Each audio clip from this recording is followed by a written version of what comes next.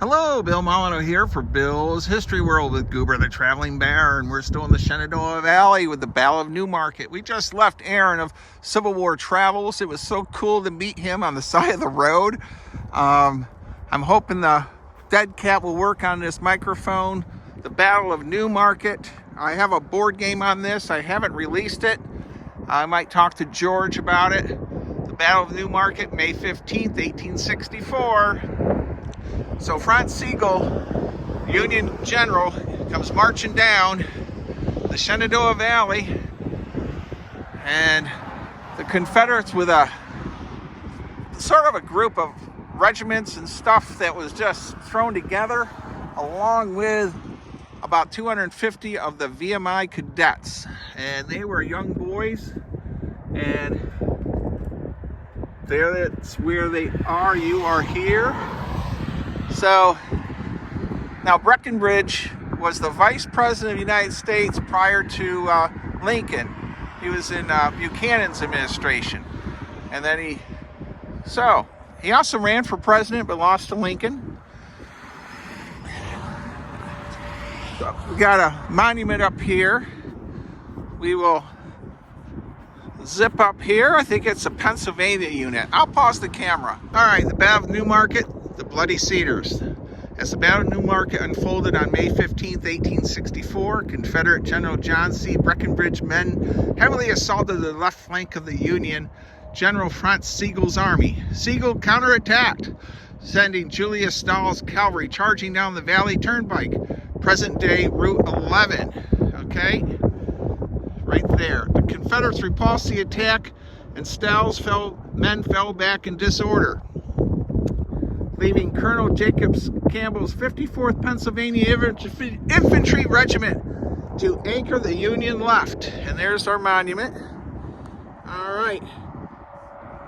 I ordered the 54th also to charge, wrote Campbell, which was done with spirit. Under heavy fire, the West Virginians retreated unexpectedly. Men of the 54th Pennsylvania, now alone, came over the crest of the cedar-covered hill and were shocked by the number of Confederates waiting in a ravine to the woods in front of you, those cedar trees.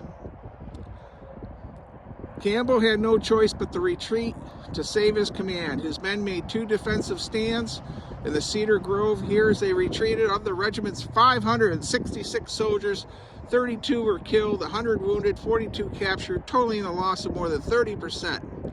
The 54th suffered the second highest regimental losses of the Battle of Newmarket. They christened this part of the battlefield the Bloody Cedars. And the cedar trees are still here. Really neat. All right. 1861, 1865. Erected in the memory of the 54th Pennsylvania. Nothing else on the tablets as I look around, and we'll walk back down. All right, so for our 54th monument here, and the Bloody Cedar Battle, as some would call it, I guess, we're gonna head out. Stay safe, be kind, be courteous. Thank you for watching, and keep watching and subscribing as we learn more about history. This is the Battle of Newmarket, the Bloody Cedars. Thank you. Well, we are in the town of Newmarket, Virginia, and we're continuing in our Shenandoah Valley trip with Goober the Traveling Bear. Tying this in with the 54th Massachusetts. These artillery pieces. There's a 3-inch rifle. Now, I've been to Newmarket Battlefield on the other side of 81, but this section I've never seen before. So we have a 12-pounder and another 12-pounder. And these are Confederate artillery pieces. And here we have our signage. Let's go over and check that out. Confederate artillery at the Battle of Newmarket. All right, Goober says this is super cool.